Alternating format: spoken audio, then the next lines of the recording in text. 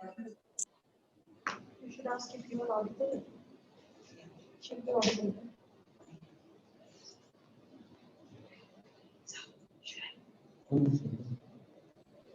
Can you hear me? Yes, sir. Yes. Okay, great. Thanks. Hi, Hari. Augie here. I can hear you. Hi, Yogi. How are you? I'm good. Thank you. Nice to see you. Hi, Rajarshi. Hi, Harry. Hi, Augustus. How are you? Rajarshi, I'm good. Thank you. Good.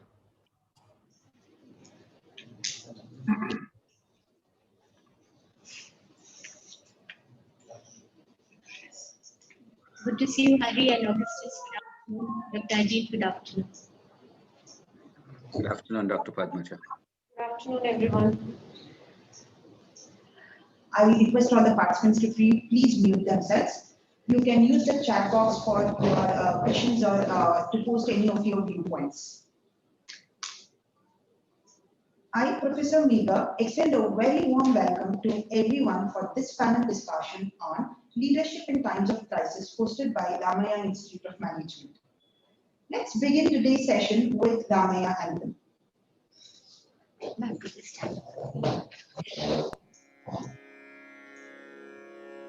Shri गणनाथुनी Sharda सत्कबुलनु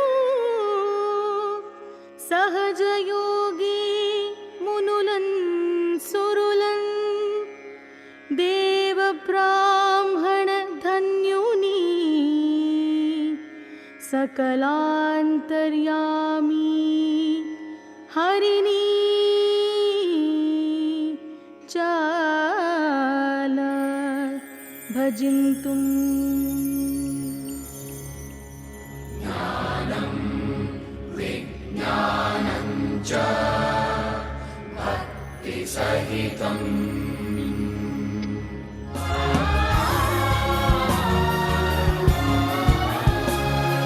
ज्ञान विज्ञान विद्या विनय भूषण रामय्य समूह संस्थाना ज्ञान विज्ञान विद्या विनय भूषण रामय्य समूह संस्थान तारे निहार के आगले ई मालिके जयवेन्नुव ई संस्थानके द्रष्टाररु कट्टिद कनसिन साम्राज्यविದು ದೀಪದೊಳು ಪ್ರದೀಪಗಳ ಬೆಳಗುವ ಶ್ರದ್ಧಾ ಸ್ಥಾನವಿದು ಅರಿವಿನ ದಿಗಂತದಾಚೆಗೆ ಜಿಗಿಯುವ ಸಂಪನ್ಮೂಲವಿದು ಗೃಹ ಗೃಹದಲ್ಲಿ ಗೃಹ ನಿರ್ಮಾಣಕ್ಕೆ ತಂತ್ರಜ್ಞಾನದ ಸೋಪಾನವಿದು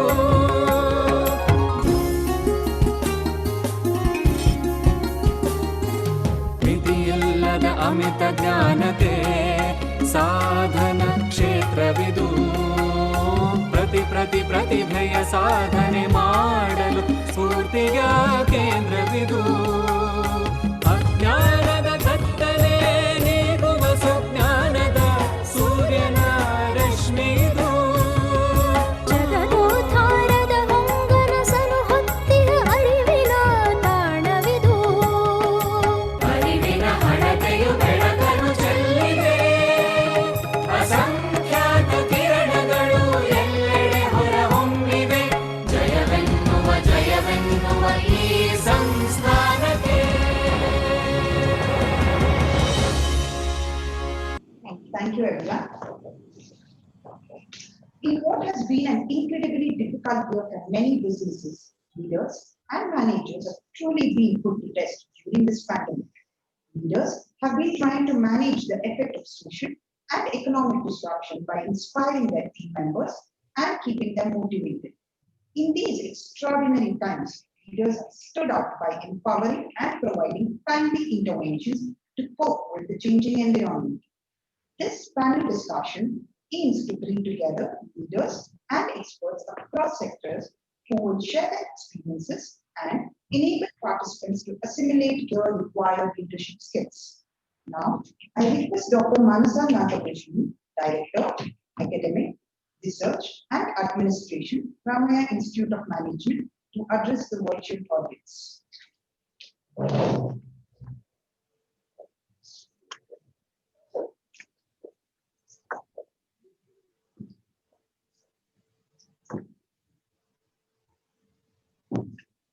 Namaste to everyone.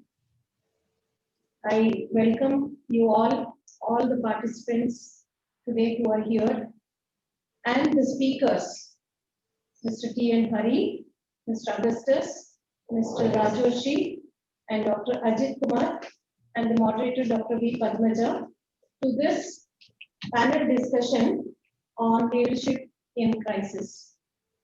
So just a brief introduction of our institution, Ramaya Institute for Management. So today we know that we have people who are entrepreneurs, industry members, faculty, researchers, and students. So all of you are attending this program.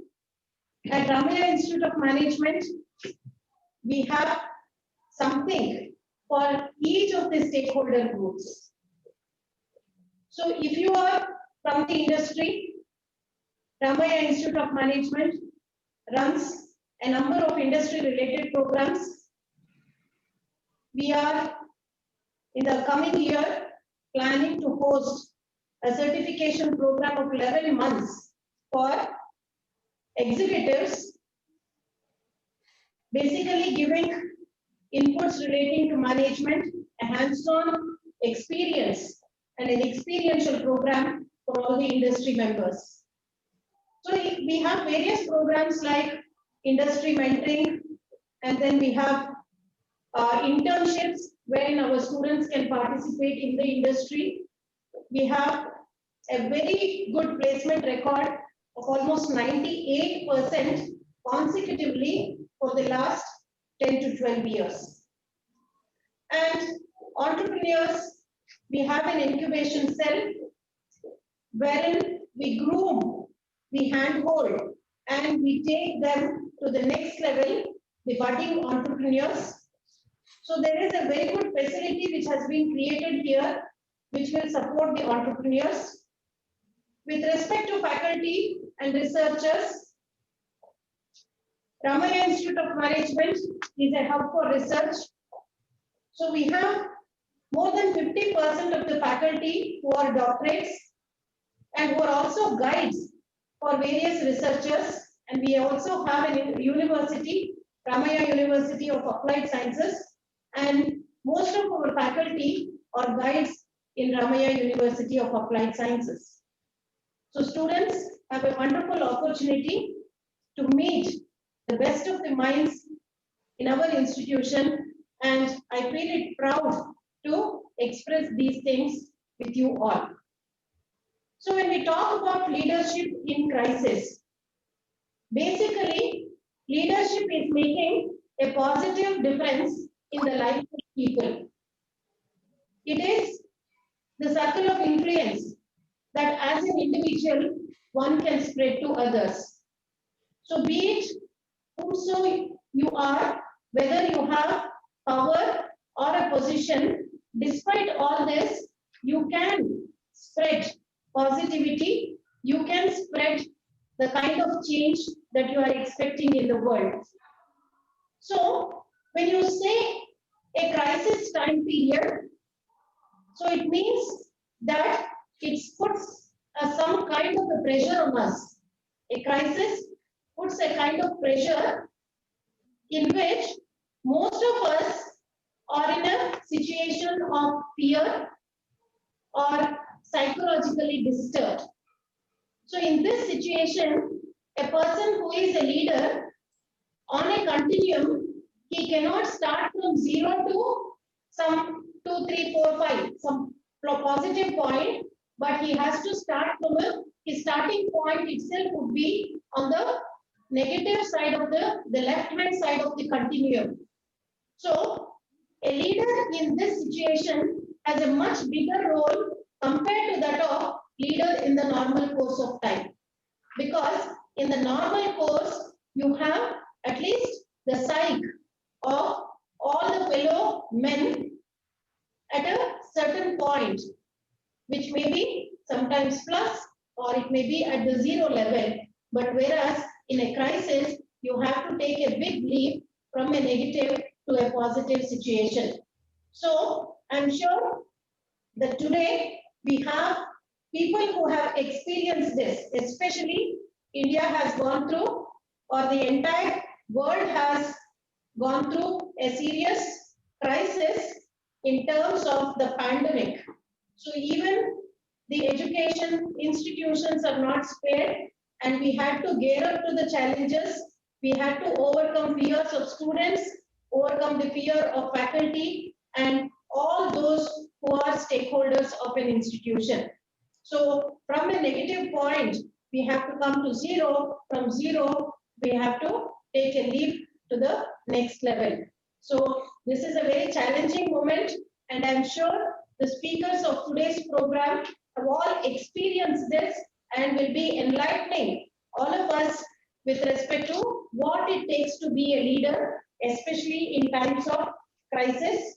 And they would have already come down and gone up, and there are so many things which have already happened in this time period, and we are very eager to listen to the speakers today. I thank you, Dr. Padmaja, for giving me this opportunity, and I welcome you all once again. Thank you.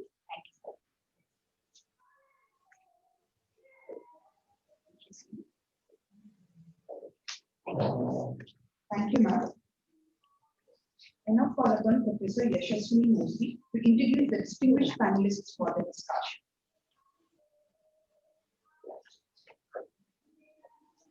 Good afternoon to one and all. Thank you, Professor Megha. It is indeed my honor to introduce our esteemed panelists today. First up is Mr. T.N. Hari.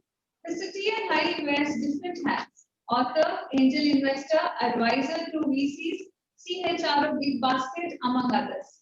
His early years, around 14 years, were spent in Tata Steel, where he was part of both the engineering division and the HR department, helping him restructure the company to cope with the post-liberalization challenges. The following 18 years, he has spent with a string of high-growth startups, which have also seen successful exits.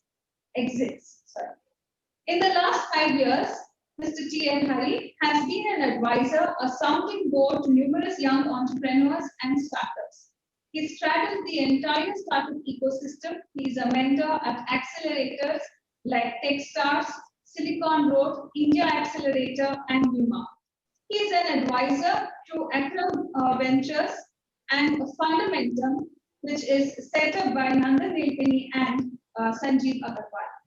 He has been a part of the management team at multiple startups, scale-ups, and helped 4 successful exits in different industries, such as Dutch, which was acquired by IBM, Virtusa, which went on public on NASDAQ, Amba Research, which was acquired by Moody's, and Taxi for Sure, which was acquired by Ola. An extremely passionate person about solving problems and building organizations for scale-through, clear and uncluttered thinking and relentless execution. We welcome you, sir, to this panel discussion. We are highly privileged to have your presence here for this discussion. Next up is Dr. Augustus G.S. Azaria. He has a very interesting career, having started work in 1991 in the area of tech sales, consulting and training. He is currently the HR leader at IBM with a focus on employee and labor relations.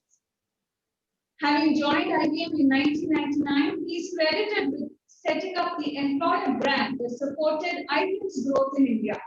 He has held various leadership roles in IBM India, human resources in the areas of business HR, staffing, leadership development, succession planning, mergers, divestments, and acquisitions, and currently managing employee and labor relations.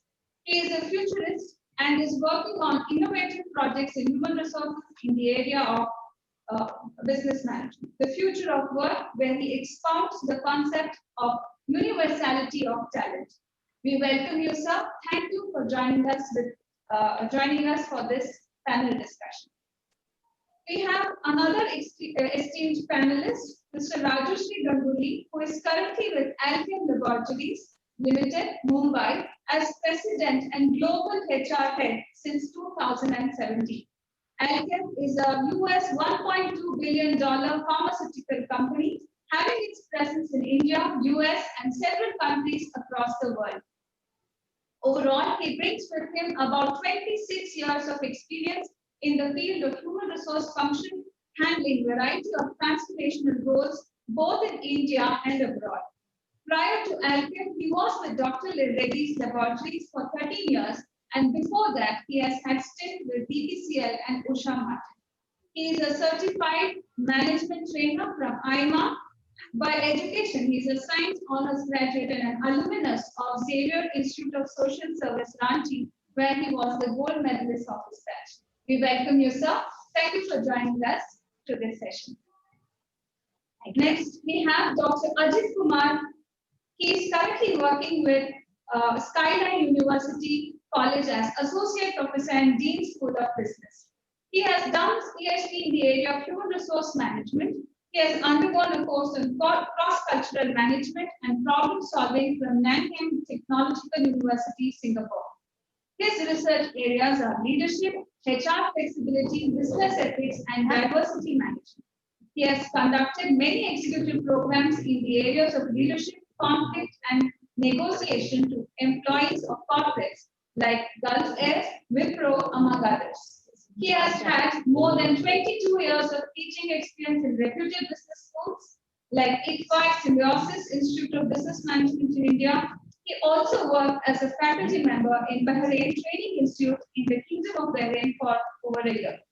Thank you so much, panelists, for joining in and willing to share your knowledge and experience in this panel discussion. The discussion will be moderated by Dr. V. Padmaja, the area head of the Department of Human Resource Management here at RIM. Over to the panelists and Dr. Padmaja for their further moderation. Thank you.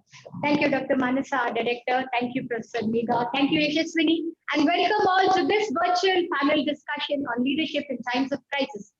We are extremely honored and happy to have with us our distinguished guests, Mr. T.N. Hari from Big Basket, Mr. Rajoshi from Alchem, Dr. Ajit, who has joined us from Sharjah. He's the Dean and HOD of Skyline University School of Business, and Dr. Augustus from IBM. Thank you so much for joining, and a huge round of applause for all the participants who've joined us from across the country.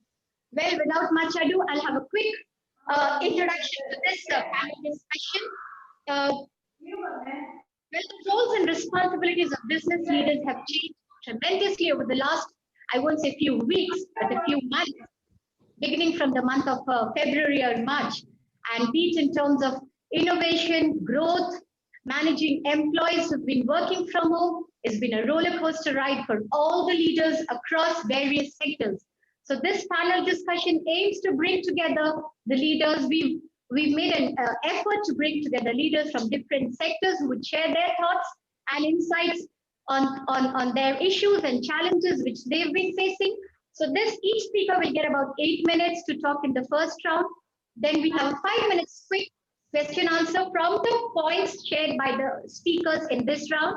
And then we have a few listed questions, which we will take it with each individual panelist. So we are good to go, Hari. Let's begin with you. Welcome, Hari. Thank you so much, Padmaja, for having us on your event. So let me just share some very high-level thoughts in terms of what I think I have observed in the last 12 months or so. So I think when the pandemic hit us, none of us knew what is happening, what's going to happen, how things are likely to unfold.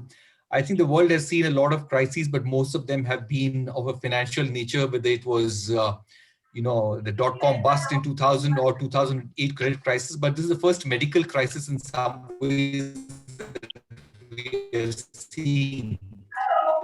And the last medical crisis may have been 100 years back when we had the Spanish flu, and the world, once lockdown started, at Big Basket, we found things going a little awry because people were not available, for work, and we had to figure out innovative ways of doing things because the demand went through the roof and we didn't have people to service the demand.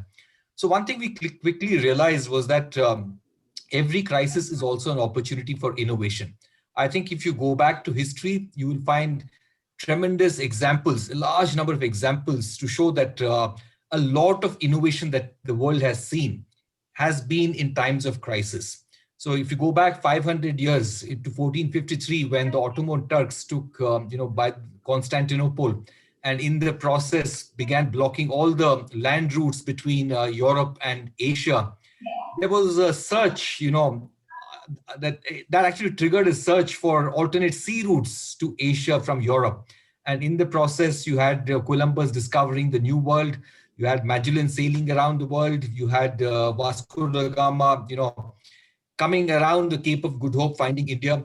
So if you go back to World War II, you would find that a lot of innovation happened during the war, and a lot of progress that we call today, especially from 1950 to 1975 to 80, has been because of all the innovation that took place during World War II. In fact, the rockets that were used by the Germans to launch an attack on London were pretty much the same rockets which, after a lot of modification, actually ended up sending man to space and man to the moon. So the fact that crisis results in innovation, I think, is a lesson that we really learned very quickly. And there was a lot of small innovations that we did, and every innovation need not be earth-shattering. It can be a lot of little ones that you do to solve a problem. And I don't want to spend too much time talking about those, but that's how we addressed the lockdown, the problem with low manpower, but demand skyrocketing. And we also discovered that the world can work from home, the world can work virtual. I think many companies, like the company that Augustus works for, which is IBM, I think many of these companies already had a playbook, for virtual teams and virtual working.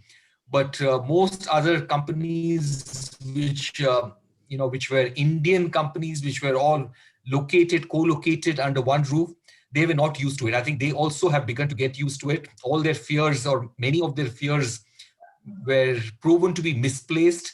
And for us at least, we've taken a call that until the end of March, we will all be working from home. And for me personally, I don't think I will ever go back to an office for 5 days a week. I might go back, if everything turns out to be good, maybe once a week, and rest of the time work from home. So work from home, I think, is a trend that has taken off despite some limitations, I think, which we all have discovered, but I think we're all figuring out how to deal with those limitations. And I think we also figured out how to manage teams, how to motivate teams, how to inspire teams with very limited face time. And many leaders have been able to adapt to the new situation. They don't necessarily, do the kind of reviews, the number of reviews that they used to conduct earlier. They don't waste their time in activity traps that they wasted in the past. So I think with limited touch, they have been as effective as they were pre-pandemic. We have also realized that, some leadership traits are very, very effective in terms of a crisis. And I put together a book titled, Sailing Through a Storm, Making a Crisis Work for You. And we concluded the book with one chapter on what are some of the leadership traits that have historically led to both preventing a crisis, which is rarely talked about because most heroes are those who actually come in and solve a problem rather than prevent a problem. We've also talked of leadership traits which help deal with a crisis beautifully once it erupts. Sometimes a crisis is not in your control despite what you do. So maybe during the course of the discussion and the panel discussion, Padmaja, maybe I will talk about some of this. With this, it's back to you. Sure. Great thoughts shared by you in the opening round, Hari. We move on to Augustus, who is the HR leader. Augustus has been on various forums talking about leadership and innovation. Augustus, over to you. Thank you so much, Dr. Padmaja. I hope I'm audible. Yes, you are. Okay, great. And thank you also, Professor Meena, the Dean, as well as the management of Ramaya Institute of Management. Most importantly, you, the students and the audience out there, 162 of you on this Tuesday afternoon. So truly delighted to be here, especially among a good friend like Hari and the rest of the distinguished panelists. And I wanted to briefly share with you, that not many times we come up trumps during a crisis, okay? And my thoughts went like this. We've all been trained, if you've been working for a good part of your lives, we all go through trainings or we go through competency building, right? And what do they teach us there?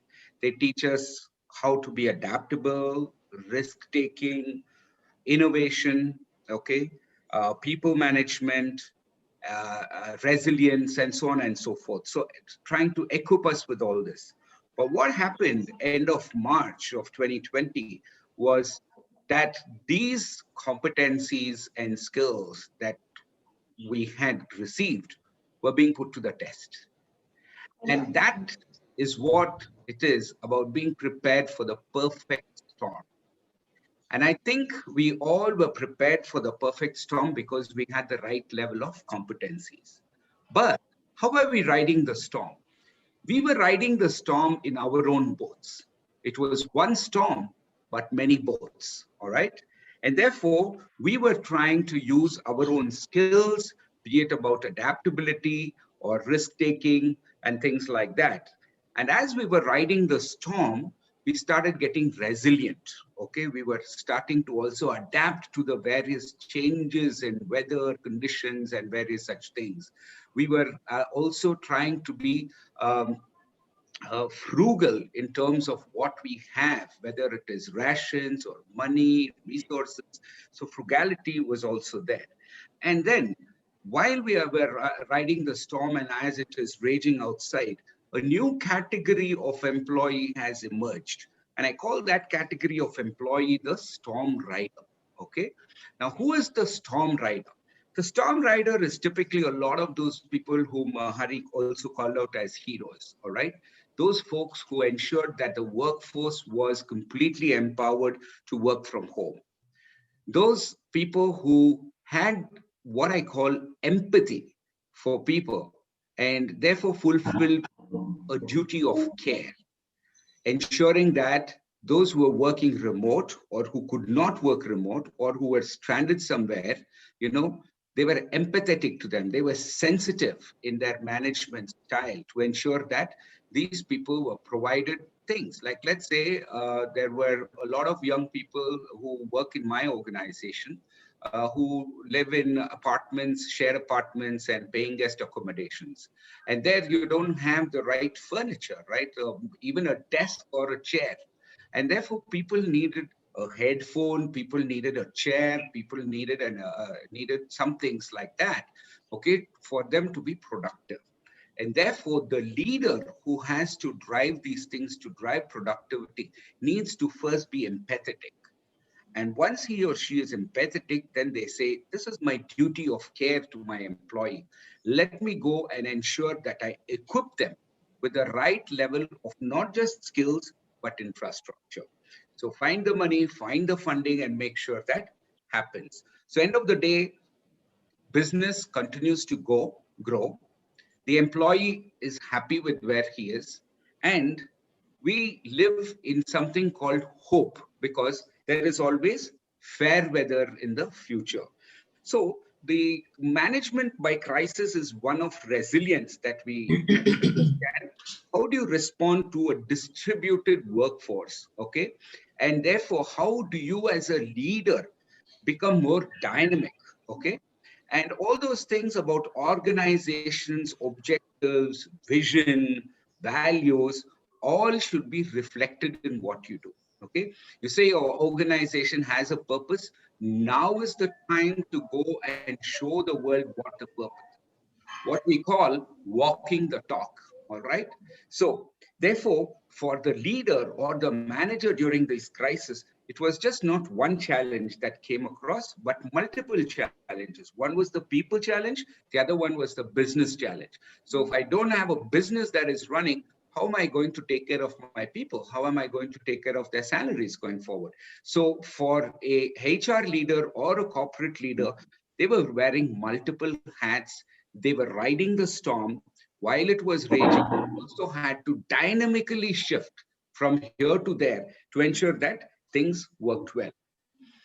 Before I conclude, I have to remind each of you that in 2019, the World Economic Forum got together in Davos, of course, and they came up with a set of 10 skills and competencies for 2020.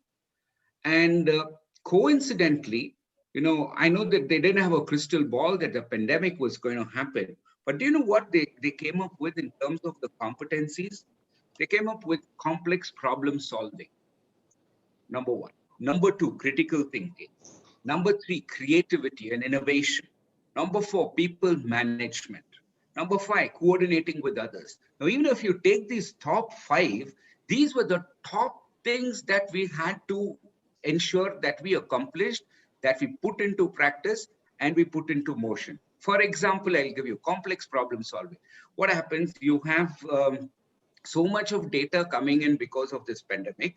And then we have the Arogya Setu app in your phone, right? We all have the Arogya Setu app. Now, what happens? What do I do with all that data in Arogya Setu app? Okay, look at how you use your complex problem solving and critical thinking.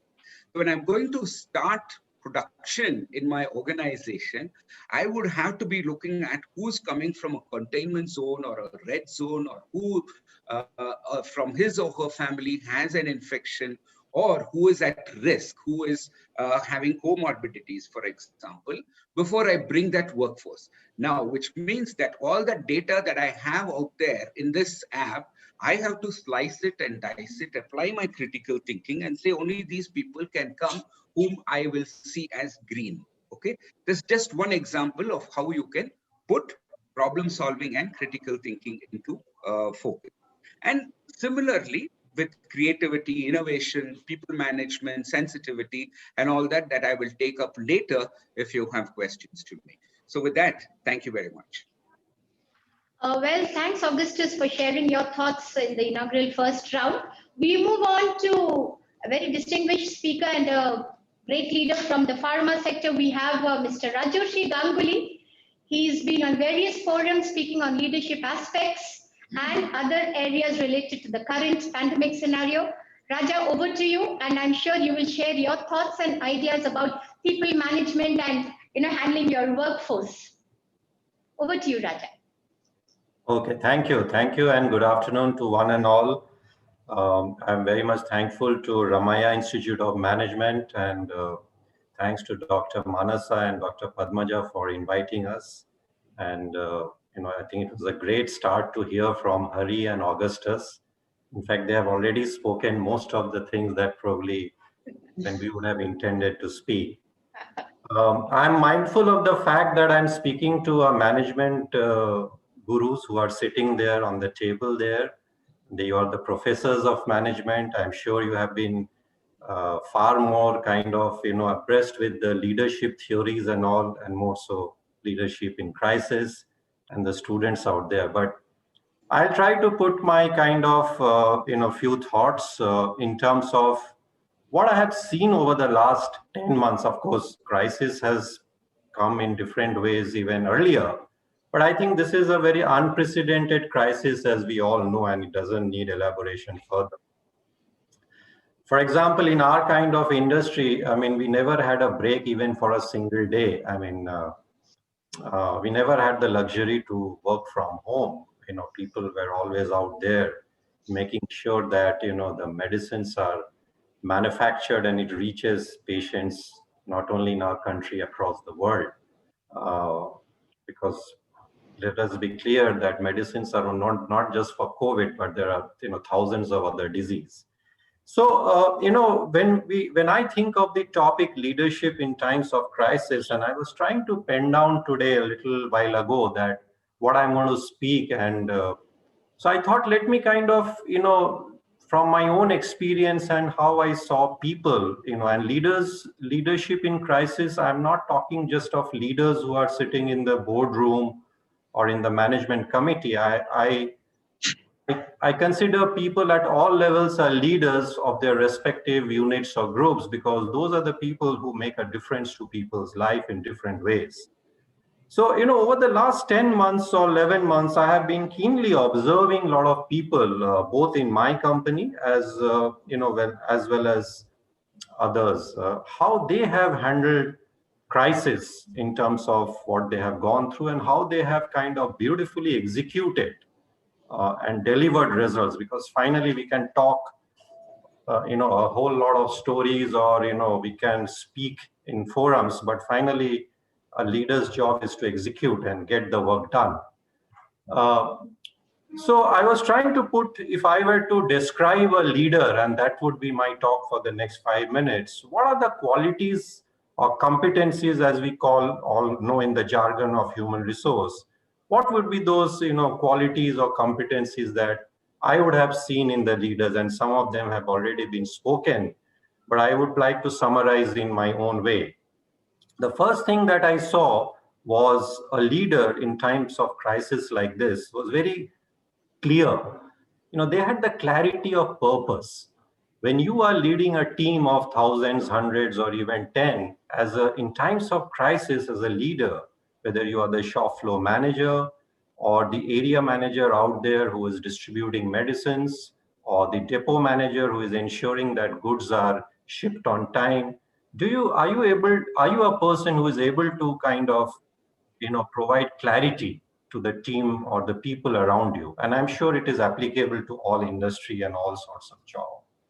So I saw people, some of them wonderful examples of how they were constantly, giving clarity to people around what they need to do. Because in times of crisis, sometimes people are not thinking, in a very routine or normal way. So providing clarity of purpose, what to be done, when to be done, how to be done is very important. The second thing that I saw was, their ability to communicate forcefully and genuinely. I mean, I saw multiple leaders who are constantly communicating, whether somebody working from home, they are stuck, they are unable to cross the borders, or, they have to get people to the factory. So they are constantly communicating with the workforce and the team around to ensure that these people are energized and they don't lose the kind of motivation that they should have. And I'm sure there are many others things they would have communicated, but I'm just picking up a few important ones.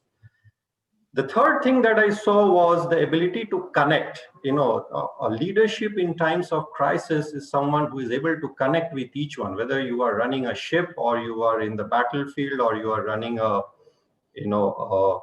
any kind of company, how you quickly connect with the masses, because you are not seen, and more so in the times of pandemic, we are not always seen out there on the ground, but how do you yet keep the connect? I saw people sometimes even at 12 in the night, holding communication, reaching out to people, making sure that the goods are dispatched. So constantly connecting with them, their family, overcoming hurdles in their place. So this is the third thing that I saw. So we had clarity, we had communication, we had connect. The fourth thing that I saw, and it was more probably evident in my kind of industry, was collaborative competition. And the vaccines is a great results of collaborative competition. Of course, on one hand, we all compete, but can you compete collaboratively in terms of crisis? Remember, crisis hits everybody. So it's not about survival of me versus you, it's a survival of all. So in this times of crisis, and I'm sure in future, if any crisis also we face, one hallmark of a good leader would be how do you collaborate yet compete? So if there was a term called, collaborative competition or something, that's probably, I looked at it and I found that, some of the leaders have. And the great example is vaccine. We have vaccines in less than 1 year. It is unthinkable because there are various scientists, various kind of engineers, various companies across the world came together and, did a development which normally takes several years. The fifth important thing is care, which Augustus also spoke about it. A leadership in times of crisis is all about empathy and care. How are you caring for your people? There's a lot of uncertainty around. There's a lot of, people are under stress. Even now people are under stress. There are job losses, there are fears, there are anxieties. Families are falling sick. People are falling sick, they are hospitalized, they are not sure whether to venture out, especially in our kind of industry. People fear to go and meet doctors or hospitals because that's the epicenter of the disease. So how do you take care of people and give them that that we are there with you? Moving on, I think the last two are more of a personal trait I saw, and those leaders who could stood up and deliver are people who had the courage and conviction. You have to be bold in times of crisis. You cannot be behind the scene. You have to be bold. You have to be courageous. You have to have your own conviction to make sure that you kind of not only lead the people around you, but you are able to deliver and come out successfully out from this whole crisis. I'm sure there are many more qualities, but for in my own perspective, when I wrote all these points, I had some names in my mind or some people I could visualize and see in front of my eyes how they have delivered. Since I am talking to a management institute, when I wrote all this, I also found that all these qualities starts with the word C. So you had clarity, you had communication, you had connect, you had collaborative competition, care, courage, and conviction. Maybe that's my 7 C's of leadership in crisis. So maybe we'll have more questions when we get from the audience. So that's my 2 P's. Thank you. Well, those were great thoughts shared on skills and competencies and qualities of a true leader, Rajoshi. We move ahead with Dr. Ajit, who has joined us from Sharjah. He's the Dean and HOD of Skyline School of Business. Welcome to this panel discussion, Ajit. And we share the same, we belong to the same education sector, Dr. Ajit. And I know you have lots to talk about the online mode of teaching and evaluation pattern and examinations and managing students' behaviors and faculty behaviors. So over to you, Ajit. Thank you, Dr. Padmaja. So let me thank MS Ramaya Institute, Dr. Mansa, and you for giving us this opportunity to share our thoughts. And coming to the thoughts, I come from education sector, as you said, yes. So it was a challenging time, but I think we all could come out of it or handle it very well. So in March first week, we were told that we are going to close down and we are going to go to online teaching. And trust me, 90% of my faculty have never used Microsoft Teams or Zoom or anything for teaching. None of us had any idea of how to use this teaching. But I think we had 2 weeks of training where our IT team trained all the faculty members on how to do the online teaching. And to be honest, we were not sure whether we'll be successful, how we'll be able to handle it. But I think I thank all my team members because the team members could, what we call it as, learn the skills and adapt to the new requirements and perform very well. So I think here, the most important thing here during this time, what we felt at our institute is cultivating a learning culture among the team members is the top priority, especially when we're facing such times and when we're moving on for online teaching. So that has to be very good in the organization. We have to create that kind of a culture. And I think all my teammates were able to do it. And I would like to credit the IT team for it. Now, during the transition, when we are transiting from face-to-face to online teaching, as you said, we were going for what we call it as online assessments, right? Online proctoring, right? Online engagement of students, because all was new, training both students as well as faculty, how to use the system, how to take the attendance, how to mark the attendance, right? There were a lot of issues. We had a lot of questions, but I think we were able to handle it well. And I think the credit goes to the team again. And I think certain things which helped me in the process, if I look at, was number one is showing appreciation to all the team members for the work that they have done. I think have motivated them and come forward and do it, because it was really a challenge that learning the new technology and teaching. And today, I think all my team members are experts. They can create a YouTube video. They can conduct an online session using various platforms. They are conducting a lot of training programs across the globe, participating in various webinars. I think a little bit of appreciation, I think, has helped a lot at what we received from the management and that we passed on to the team members. The second important one is providing individualized support.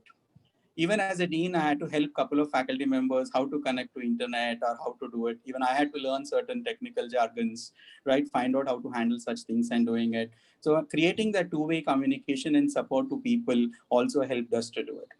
The third one is involve employees in decision making, because this is a crisis. We don't know how to handle it. So involving everybody and having maximum inputs from the team had helped us to come up with more innovative ways. To be very honest, I will credit my team. My team members have come with such innovative ideas which we never thought, and we were able to implement them. Maybe conducting of a student webinar, even internships online, a lot of things been structured and done by the ideas that came out from the team. And next, another important one, a good learning for me has been entrust employees with new responsibilities. See, generally we have a tendency that no, only X works or Y works. We have some preconceived notions. I think this situation has removed that. So this taught me a very good lesson that you give an opportunity to a person and provide him with the required environment, he will come out and prove himself. I think there are many faculty members beyond my expectations who have performed beyond my reach, and I think now they are far high from me in certain things on student engagement or other various activities. I think that was one important thing. The last but not the least, the most important one is designate time and space for team bonding. We were working from home for a couple of months, but still we tried to have a coffee breaks. We had some games. We were trying to be in touch with each other, because a lot of us had a lot of mental pressure, a lot of taking care of the mental health, and anybody having any issues to share. I think these certain points have definitely helped us in coming a long way during this particular crisis. And I think as a leader, when we look at in general, even for education, I think there are 4 important activities which we generally look at. Once what we call it as sense making, means that is what we call it as scanning the business environment. The second one is the visioning. The third one is inventing. And the fourth one is relating. So when it comes to sense making, it is interpreting the business environment. Now in this, I think not only getting data from multiple sources, I think we should have maximum number of people involved and gather sources from various parts of the world. Let's see what's happening in the other parts of the world. So that has helped us in finding out what is the best, what we call it as platform to be used for training. I think that helped us, the IT team. We had a task force which was made of 3-4 members, which worked on it to find out the exact what kind of platform, what kind of proctoring system will be more helpful in the current situation. So that has helped us in coming out and doing it. The second one is when we call about visioning, that is communicating a compelling, what we call it as image, ensure that we are standing up to what we are promising, ensuring that the academic standards are met, the students are able to achieve their learning outcomes. And even how an online internship, there are many companies which have given us online internship. We were ready to give online internships and help students, and everything was done online using the various online platforms. And the most important one, according to me, would be building trusting relationships with your team or all stakeholders, because that is what is needed. And I think you can actually test those relationships in these tough times. If you have good bond or good relationship with your stakeholders, I think that will help us move forward. And another important one has been inventing, which we talk about coming up with new ways of doing things. I think this we generally do it. All of us talk about it. And I'm sure any regulatory body will ask us to do risk management, right? We have been doing on paper the risk management strategies and so on. I think COVID-19 gave us a perfect example or a live thing to how to handle the crisis and go on. And I think that made us better, stronger, and also be what we call it as to face the challenges accordingly. And today I feel that as even education, I think all of you are sure, all of you also must be teaching online and doing. I'm sure none of us had this experience 8-9 months back. Today we all have learned it and come forward. And I think as leaders in education, we should be able to give them the right platform, believe in people, give them the right environment. Yes, it could be empathy, it could be understanding them. But end of the day, what counts is any business leader, who have to spearhead the change, right? He has to elevate the profitability, expand the market share, and change the rules of the game. And if you are able to keep this in mind and look at achieving your strategic goals, I think for which we need a supportive team where we'll have to integrate your life by staying grounded. And most important thing is empowering people to learn and grow along with you. I think that will help us to move further. And I think this crisis really has identified so many potential employees, even in our organization, who had a variety of skills, who could come in and help us in moving forward and doing it. So these are some of my thoughts. Maybe after the questions, we'll again get it. Sure. Thank you, Dr. Ajit, for sharing your thoughts in the opening round of this panel discussion. I noted down a few points of all the 4 speakers. They're registered in my mind. The first This the first sentence which I registered in my mind was of Hari's when he said, "I don't think I'm ever going to go back to work." So Hari, how do you think? Go back to office? Yeah, not work. Go back to office. Hari, how do you think if this would be the continuing new norm even in the next year? We hope that the pandemic will reduce and the crisis will come back to normal. Do you think the employees will be resistant to come back? There's going to be more of flexibility in terms of working hours, in terms of employee engagement practices. How do you see that, Hari? Yeah. So currently, I think the only real problem, if you ask me, is that for most people who lead a busy life, there is no domestic help available at home. As a result of which they end up doing domestic work as well as coping with the work at office. So the way I see it is that the problem is not really remote working. The problem is with managing both at the same time. So I think this is something that we will have to live with because of the simple reason that things beyond your control, I think you better accept them and move on in life. So in terms of engagement, I am a little surprised because I don't see, a very serious problem on the engagement front. As I was telling some time back, I've told this to multiple people that many companies like IBM have already written the playbook when it comes to remote working. So those companies that are in the global offshoring space, it's possible that you could have a team leader sitting in Bangalore and you could have a part of the team in Costa Rica, part of the team in Krakow, Poland, and part of the team maybe somewhere in the Philippines. So people working, in a split mode and in different time zones is not completely new. So these teams have figured out what are the right tools which help better engagement, which better, help the handoffs from one team to another in a more structured way. How to create those engagements, and should those engagements be on, Microsoft Teams? Should the engagement be on emails? How do we have to change the way we conduct reviews as compared to face-to-face? How do we bring better, basic management skills? I think, sometimes if you demonstrate basic management skills of high caliber, some of the other problems of working remote go away. If you, for example, can build trust, if you can inspire people, if you can show that you care, I think Augustus was saying that empathy is important. If you can show people that you care. So I think some of these traits will help overcome some of the other engagement problems that come with remote working. So frankly, somehow I am not very concerned because, I have not really, me personally, for example, I don't think I've even spoken to those who directly report to me more than 4 or 5 times in the last 1 year. I ever called them.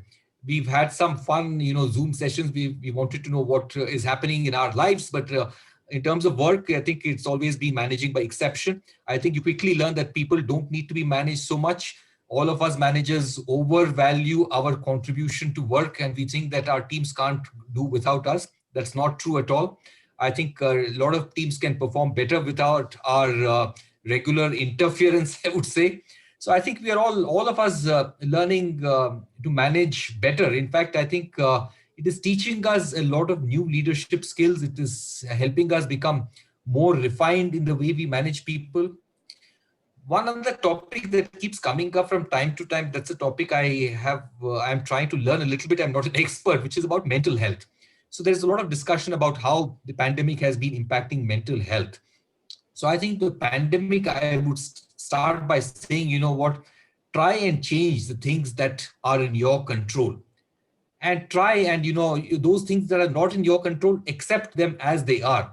So I think that basic philosophy we have to live with. So the pandemic has come and hit us. That is something that is inevitable.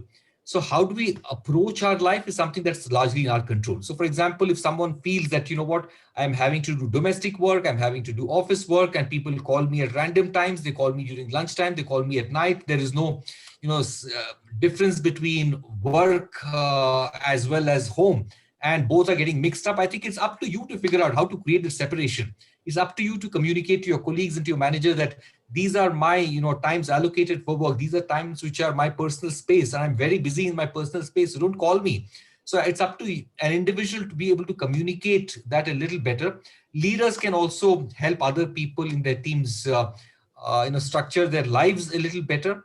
So, and mental health, I think, if you take all these measures, then I think mental health is largely in good hands.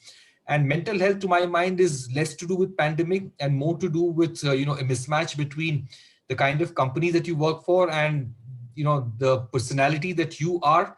If you are a very soft personality, extremely sensitive, then Amazon is not a place to work, because Amazon is a very aggressive workplace. It's not toxic, but it's very aggressive.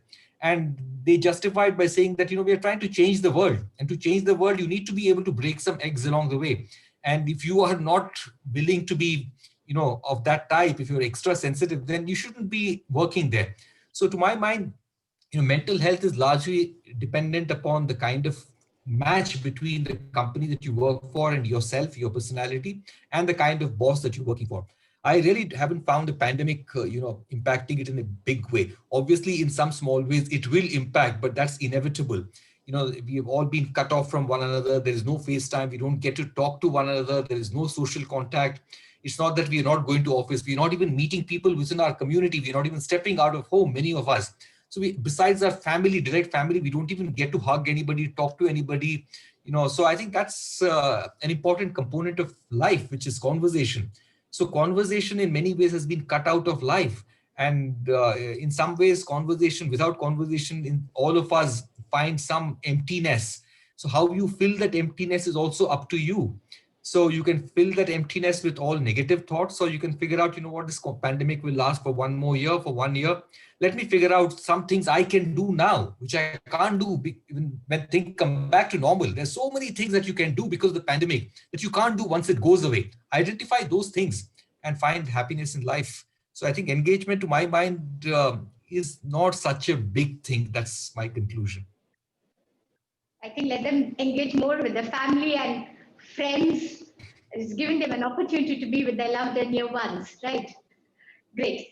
Moving on, Augustus, just a quick, you've been championing the cause of, agile learning and gig economy and talking on future of work in many forums.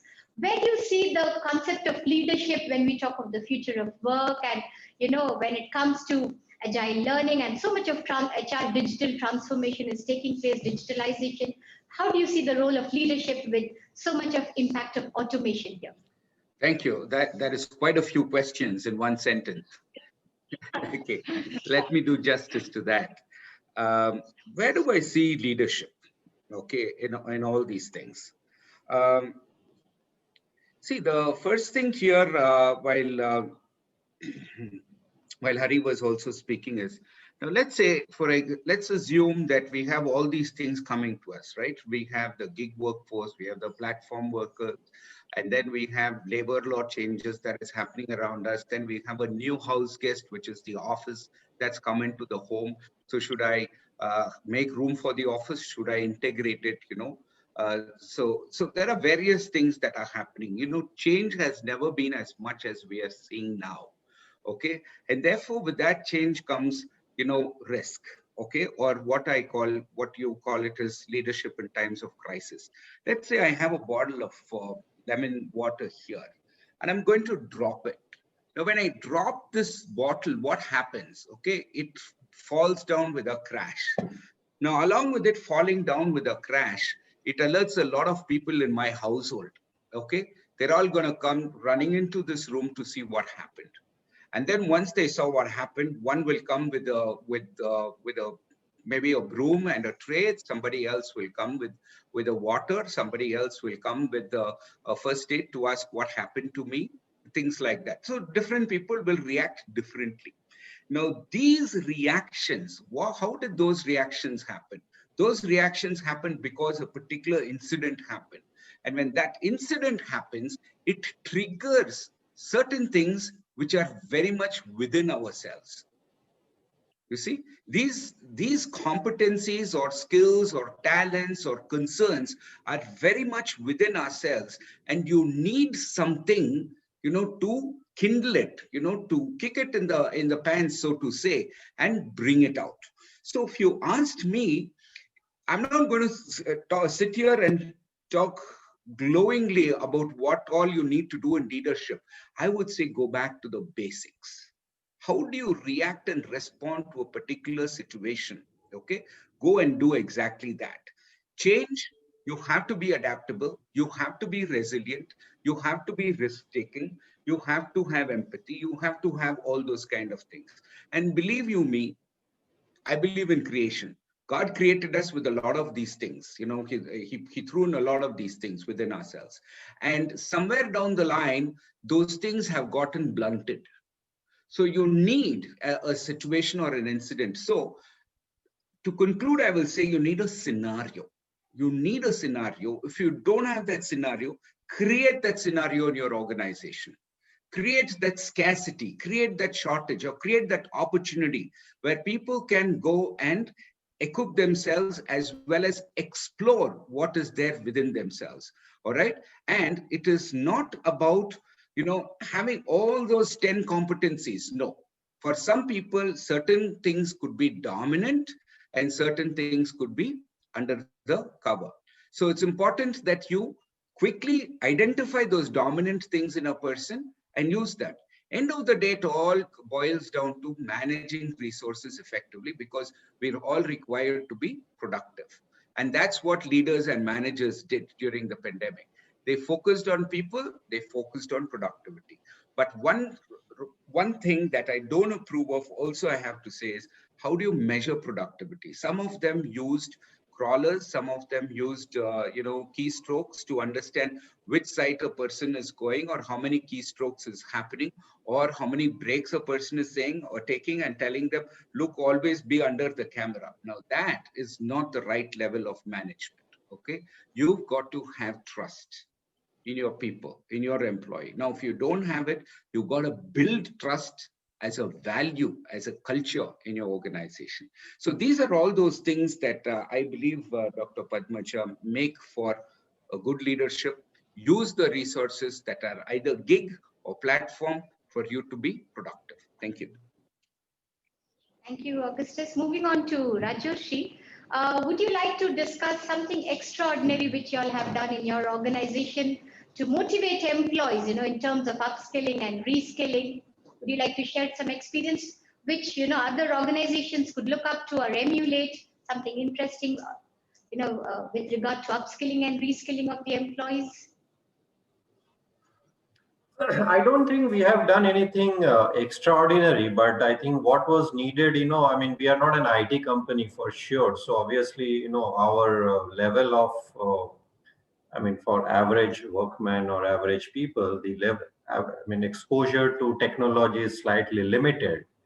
And, like when all this all started, and even little, I don't think that it is only because of pandemic. I mean, a lot of technological change was already happening. It's just that the pandemic probably accelerated the changes 24 to 36 months in advance. That's all, I have to say.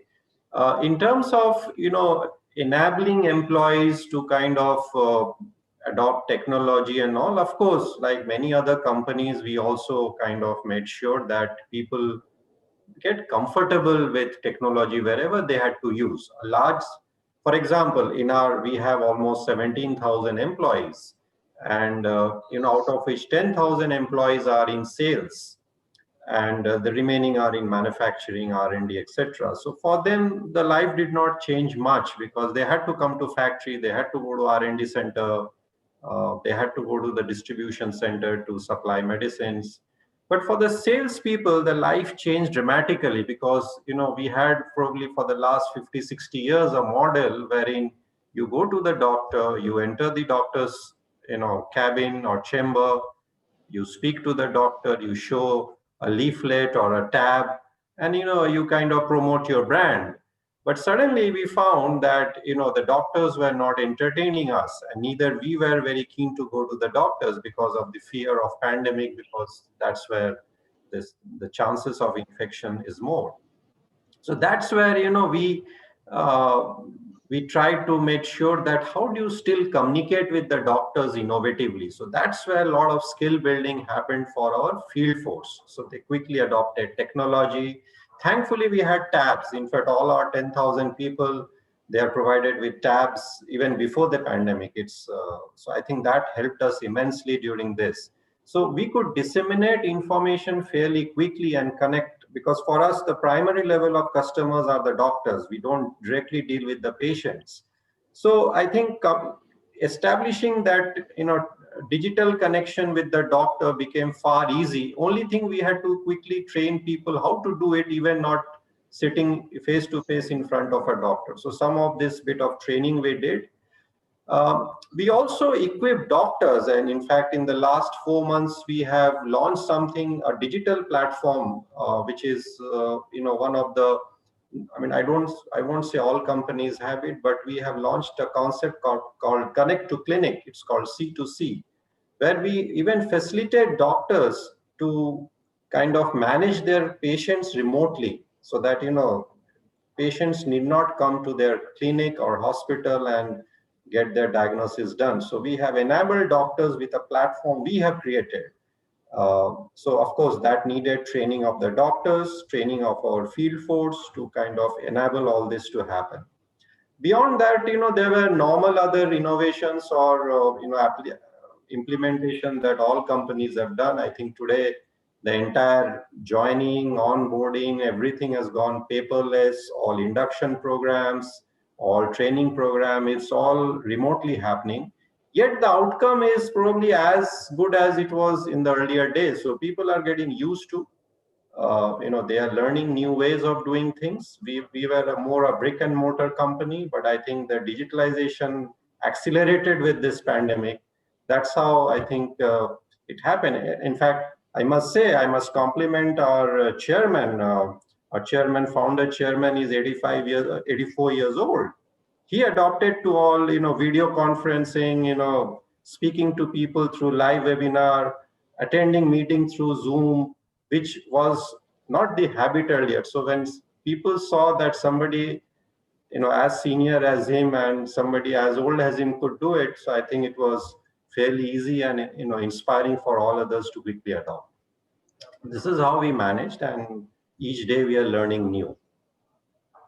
Thank you. Well, thank you for sharing those new ideas about the pharma sector. Dr. Ajit, one question to you: How has the education sector, or particularly your institute, your university, changed or accepted this new evaluation pattern and new assessment, new forms of assessment for students as well as for faculty both?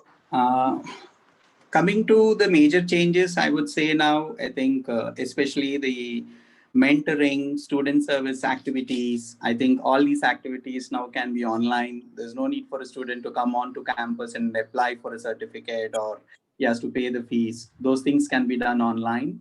So that, I think there'll be some changes in some of the activities where we can implement technology. I think we can even save a lot of money in our interactions with various stakeholders, where we can have online meetings and we need not waste time on traffic and other particular aspects. And definitely when it comes to online mentoring or online proctoring of online assessments, it's always a challenge. Whatever proctoring system we may use, students are more smarter than us. They know ways of how to break it. So we should have the right kind of systems in place where we can ensure that the rigor is maintained and the standards are maintained of there, where they cannot misuse the system that can be used. But I think it has been a good thing. For example, we all have learned how to use the Safe Exam browser. Now we can conduct some online tests from home, or we can conduct some tests which can be given, where we can use these various, what we call it as assessment tools, which can be conducted online and where we can use the students. I think for the faculty, there are three major changes which I could observe in the last 8 months. Now, no more faculty will be telling, they will be listening more. The more you engage them and more the students come up with it. The second important one is no more a faculty is an expert. He'll be learning from his students. Yes, he'll be an expert, but students have more access to many things. I think we have to change our orientation to that. Even on the way of methodology, there's no fixed methodologies that we can use. Different methodologies can be adopted. And moving away from constant to adaptive nature, as I said, even maybe our teaching assessments. Now we should all move our mindsets, saying that some of us believe only in exams. We don't believe in other assessments. We don't believe in open book exams. Some of us don't believe in simulations where students can be assessed on various skills. I think this is the right time for all of us to change. I think there'll be a lot of changes in the education system, where how students will be taught, how students will be assessed. There will be changes. But personally, as a faculty, I would always love to come back to face-to-face teaching. But I'm sure there will be a blended mode coming in future. And I think no more education would be on bricks. I think it will be on clicks. That's what a founder chairman always says. I think the current situation has been given a platform where the education will be more on clicks. So again, another important thing is multi-skilling. I think today we have to not only train the faculty and student in different skills, and also train them how to be adaptive, how to face the challenges. And as Augustus and other panelists have said, yes, building trust among the team, right? In today's, what we call it as generation, we find students are having high level of aspirations, but the level of commitments are comparatively less. So we have to put in more efforts to develop these kind of skills, get an ethical dimension in students, and also not only, they're all tech savvy, no doubt about it, but to making them resilient and making them what we call it as adaptive will make them better, what we call it as managers after they pass out from various business schools. Great. With that, I think we could take a few questions. Mr. Hari has to, he has another engagement. Any specific questions for Hari from the audience? Mr. Hari from Big Basket, any questions for Mr. Hari? We'll quickly take a few questions that we have from the chat box. Yeah, can we unmute the audience, Yashaswini? Do we have any specific questions for Mr. Hari?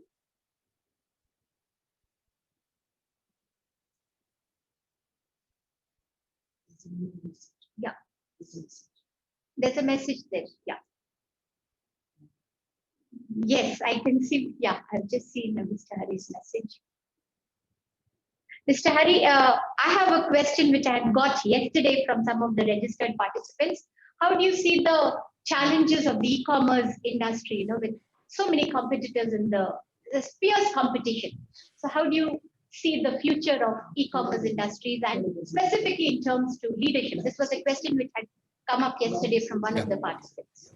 How would you face the fierce I think one of the mega trends that is taking shape as a result of the pandemic is that online commerce has got a big boost.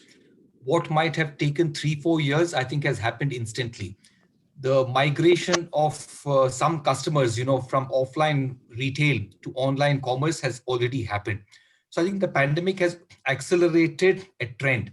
So it's inevitable that, as the economy progresses, the share, between the mom and pop stores, which we call kiranas, modern retail, and the e-commerce is bound to change. So the kiranas, in my opinion, they have been the strongest player so far, and they will continue to be the strongest player for many years or decades to come. And actually, I'm a big supporter of the kiranas because they are the micro entrepreneurs of the country.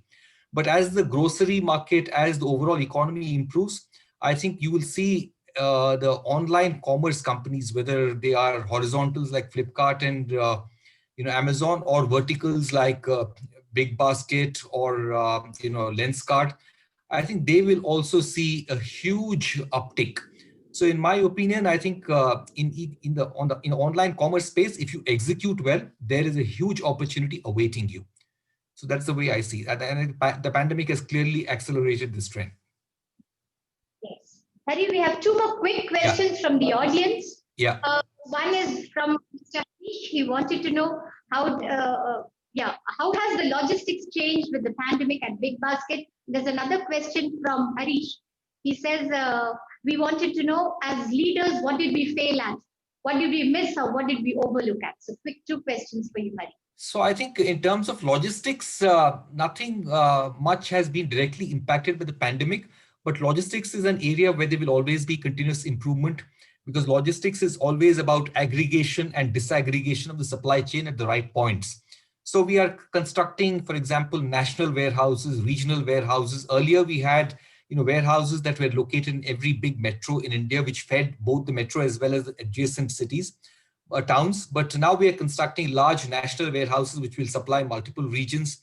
We have created, dark stores which are in the vicinity of the consumer base.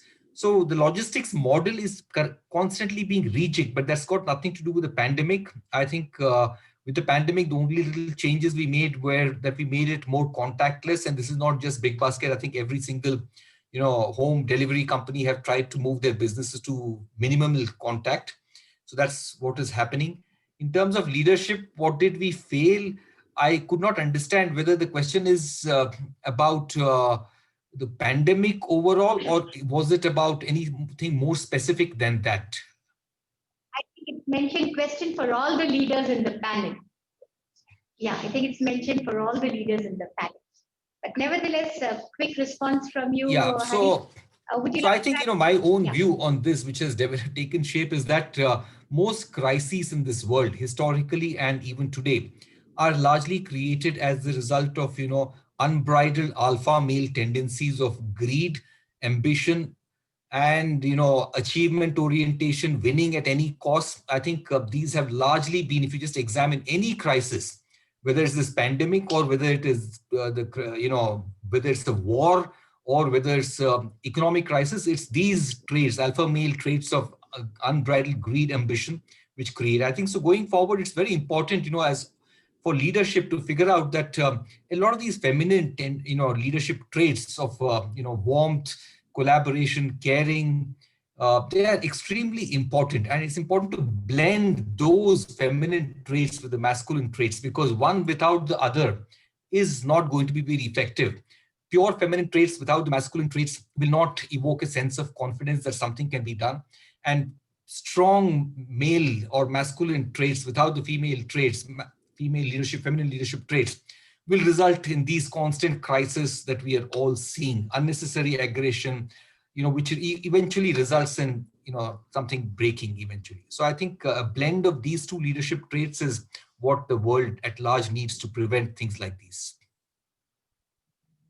Well, Hari, I love the way you integrated feminine concepts of love, compassion, trust. I think that was a great way for you to end your words and this before signing off. But thank you so much. Thank you I know so you much have a for having question. me. Really appreciate. A lot of love to all of you. Thank you. Thanks. Thank you, Hari. Thanks. Thank you, Bye. Hari. Thank you, Hari. Thank you. And the UK COVID. Yes, we have one question to Mr. Rajyoshi. Yes. And I have one more question for Mr. Augustus, which I got yesterday. Rajyoshi, would you like to take that question on, specifically mentioned for Mr. Rajyoshi? Yeah. I'll read it out. My question is, the time of pandemic has been, I think I sent it privately. Yeah. The time of pandemic has been challenging for all the industry, especially research for vaccine in the pharmaceutical sector. With the new strain of COVID that has been found in UK, that is possibly entering India, how is it going to impact the pharma sector, and how do you cope with this new challenge? Did you make it for everyone? Yeah, you can copy that and put it for everyone. Mr. Rajoshi, there's a question saying, how is the pharma sector going to cope with the research in vaccine? Yeah, we've just put it there. Sure, This sure. is a personal question. So I'll take that question. I'm not an expert. I'm not a research scientist, but being in the industry, and we don't make vaccines. But let me take this question. So, see, I think let's be clear that the vaccines which are getting manufactured by different companies across the world, there are many players, and out of which some of them have been already got clearance by the respective countries. I think they are told to be fairly effective. These are very early days. The experimental studies have said that some are 70% effective, 90% effective. So probably a little bit time in the future will tell us how effective these vaccines have been. And I'm sure there will be more players from different countries who will get clearance to market vaccines, because every country, every regulatory body, they are giving emergency clearance because of the nature of the pandemic. Coming to different strains, I'm not very aware. I know that this recent strain which I have read in the paper has come in UK, for which there is a sudden, again, a lot of people are running here and there. And but I read, and I can just only quote what I read. I read some news yesterday and even today by some of these vaccine manufacturers that the vaccines which are already approved and they have started in US and few other countries, they are probably equally effective with the new strain. So I did not see there to be a big concern. But with my limited knowledge, let me also tell you that whenever you make vaccines for a certain kind of virus, not only the SARS-CoV-2, which is the official, the scientific name of the coronavirus, the COVID-19, the vaccines have to be also modified over a period of time, because what you start with a certain kind of vaccine for a certain virus, it mutates over a period of time. So you have to keep innovating the vaccines also over a period of time. So I'm sure the same thing would apply for this specific strain or any further strain of the virus that we would see. So I think we should not be unduly worried. And by the way, this vaccines, by the time it will be available to the whole world, it will take time. Normally it says that, to vaccinate even 50% of the country, like let's say even for a country of our size, it may take 2 to 3 years. So it's a long story. It is not going to get over so quickly just because a vaccine has arrived. Of course, it's a good news, but it will take its time to create impact. I think what still would be important to take utmost care of, all the precautions and safety that we all read, and improve our immunity. I think that's the only way. Vaccines, as and when it comes, we also don't know how long this effect of these vaccines will last in our body. It may last for a year, and people really don't know. So I think let's not be unduly worried about it. Let's take things as it comes. That's all I would say. Great. Mr. Augustus, I would want you to, there's one question here with, the question is, how do we monitor performance of the people that we lead? And there was one more question for you yesterday. With the impact of AI and HMI, human machine interface, how would you monitor the performance? And I think the same question is mentioned here also, how would you monitor with the impact of AI and HMI? Particularly since you come from the IT sector, Augustus. Thank you. Yes, performance management and also performance monitoring is a very important aspect of any leader's life. In terms of how do we manage it or monitor it, there are various ways, okay? Some go and look at it from a timesheet perspective, more in terms of what is the effort that has put in. Some definitely go and say, all right, what was the result that has happened out of it? There are various tools and processes that are available, some of them proprietary to various organizations, some of them are also available on the market, in terms of how do you manage or measure productivity. Now, productivity measurement, for example, I touched upon this a little earlier, is very sensitive when you are in a distributed workforce, all right? You have to make sure that trust is there in the system. And then if the trust is not there, then managers resort to various other things which are which is not something I would endorse. Now, from AI and ML, what was the question? I said with so much of impact of AI in all the HR functions, how do you see the transformation in HR, and also leadership would also slightly be difficult in terms of monitoring and measuring the performance. I won't use the word monitoring, but measuring the performance. Across the industry, Rajarshi will also agree with me that our HR function in the last 5 or 10 years have gone through tremendous change. Tremendous, okay? In terms of, it could only be sector specific. Some sectors could not come on board quickly, but I think today it is touching every sector and HR as a function as a whole. Now, HR analytics, machine learning, things like that. Now there are a lot of repetitive tasks that are happening. For example, leave, all right? You really don't need a manager intervention to approve a leave, okay? So you can use various other methods to go and look at some of those repetitive tasks which can be handled by an AI system, okay? Or employees frequently want clarifications on, let's say, certain policies or programs that they will throw at the manager. So today you can use bots, and bots are interfacing with employees in terms of managing those day-to-day things. How do I do my tax return? What do I do for this? Or timings or worksheet or whatever the case may be. What this does is it releases the employee to go up the value chain, all right, and to do something which is more impactful, all right. So therefore, to my mind, I think that the digital transformation as well as the use of AI in HR function is here to stay and growing very fast. I'll give you a very clear example. I spoke earlier about critical problem solving and critical thinking, using all the data that is around us. Okay, so today look at a manager can look at.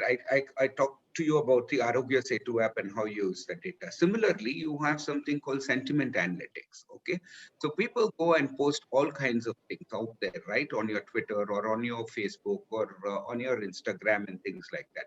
Sentiment analytics can go and pick up and say, what is the kind of well-being of your workforce today, all right?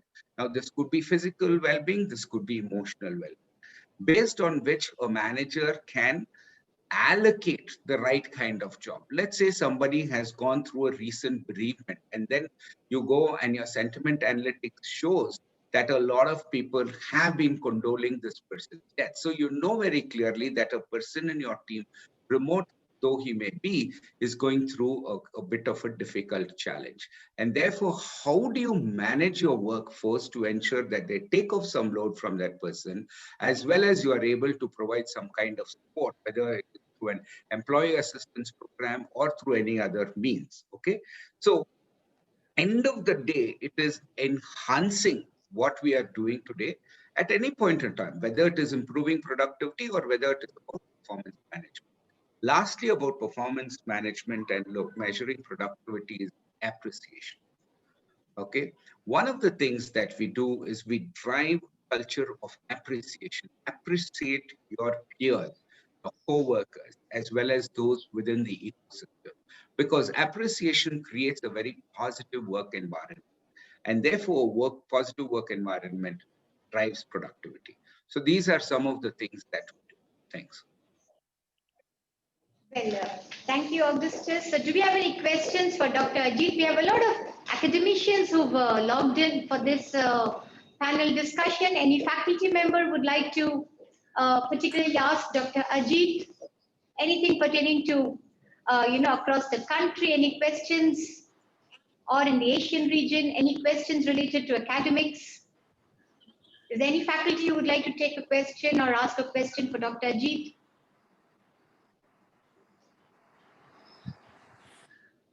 Ajit sir, I would like to ask, since I'm not able to see all the chats, how have you all adjusted to the government regulations and norms, sir, in UAE, in the Gulf? How have the government regulations been, for the academic institutions? I think the Ministry of Education here has given us the guidelines for example, even we are closed down and shifted to online based on that. All the protocols to be followed, right from social distancing, right, what should be the number of students in the class, how exams should be conducted. All the guidelines have been issued by the ministry. And I think that was a good guideline for us, which helped us to move smoothly to our own, what we call it as according to the thing. And they also have verified, and they have been very supportive. They have been taking a lot of inputs from us. There's a regular interaction which happens with the Minister of Education himself, with the vice chancellors and the presidents and vice presidents of the universities, where a lot of what we call it as dialogue goes on. And based upon the inputs taken, they just give the guidelines and go on. And I think currently we are looking at, I think we have been on online, except for medical and some of the science courses. Most of the courses are on online and blended mode of teaching. And we are expecting the next semester also to be online. I think some vaccination is already started in our year. So I think in next semester, once the vaccination is over, I think we'll be moving back to the normal face-to-face. And next couple of the offline, yeah, maybe after 3 months, we are also looking at for the what we call it as pass the there is a regular directive from the Ministry of Health and Ministry of Education, which gives us directions on how to proceed further, and they constantly take our inputs from our side and it is carried out. Okay. Thank you, Ajit. With that, I think we have wrapped up the session and this panel discussion on leadership in times of crisis. We thank you immensely, Mr. Augustus, Mr. Rajoshi, Dr. Ajit, and Mr. T.N. Hari from Big Basket. Thank you so much for joining with us and sharing your deep thoughts and insights on this topic called leadership. We have a formal vote of thanks by Professor Megha. Yeah, before we wind up, yes. A session on this topic gave us a complete insight into how leaders have handled situation in different sectors, in different areas, and at different length. We have looked at it from the education institution perspective, and this gave us a lot more insights into how various organizations and how they have handled situations and how that has turned out to be successful and motivating their employees to take this forward and as Sir was mentioning, in more of an effective performance. So from Ramaya Institute of Management, we all are deeply indebted to thank you for having taken time out of your busy schedule and shared your experiences, thoughts, and insights to our participants, to our students. I thank Mr. Hari, Mr. Augustus, Rajoshi sir, and Mr. Dr. Ajit Kumar for having joined us for this panel discussion. We look forward to having more association with you for various such discussions and sharing insights with our students. Thank you so much, sir. We also thank all the participants who have joined in and have been patiently listening to this learning experience. At this point, I would also like to thank our management for having given our opportunity to arrange a session on a topic that is more relevant to the current scenario. Thank you so much for everyone. Thank you. All the participants, I request you to please fill out the feedback form that is shared to you on your registered mail IDs. We will be sharing the link on the chat box as well. We request you to please share in your feedback and your viewpoints as well. The e-certificate for the session will be shared with all of you shortly on your registered mail IDs. I once again thank all of you and have a great evening and a great learning experience for you all. Thank you so much. I would personally like to thank Mr. Rajoshi, Dr. Ajit, Mr. Hari, and Mr. Augustus. Thank you so much for really taking out time from your busy schedule. I've been wanting to have this for a long time. I've been interacting with some of you for a long time, and I'm so glad we could have it today. Thank you so much on behalf of our management and our director, Dr. Manasa. We express our sincere thanks, not only to the panelists, but all the participants who've been listening to us and joining us in large numbers. Thank you so much, and we wish you a good evening ahead. Thank you. Thank you. Thank you, everyone. Bye. Thank you. Bye, Mr. Rajoshi. Thank you, Dr. Ajit. Thank you, Manasa Madam, for Thank the you, ma'am. initiative. Thank you, ma'am. Thank you. Thank you very much. So feedback.